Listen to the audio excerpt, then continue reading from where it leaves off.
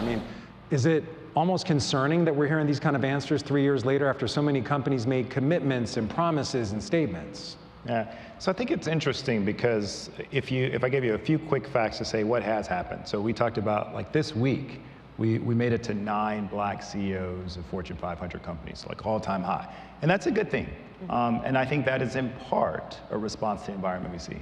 If you look at the very tip top of the Fortune 500, Fortune 100 companies, we actually saw an increase in named executive officers. So think of these as, these are the top roles at your big public companies. We have 533 named executive officers of these companies. I had the privilege of being a named executive officer at Northern Trust.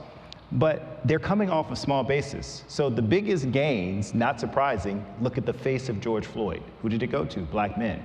But what was that increase? It was from 14 to 19. So we talk about gains, but we have to put that in context. Like, if we were actually doing that for the percentage of the population that we would represent, it would be more a number like 72.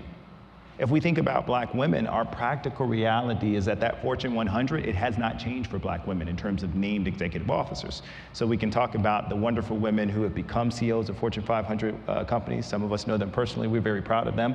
But the practical reality, and so I think those practical realities are what people know either intuitively. I can give you numbers factually, and I think that's some of what we're wrestling with. While there's progress, it's modest and it's off of low basis. And the further down you go, when you go from 100 to 500 to say you go to the Russell 3000, you get less and less progress. You have less and less change. So I think that's important context for us to have.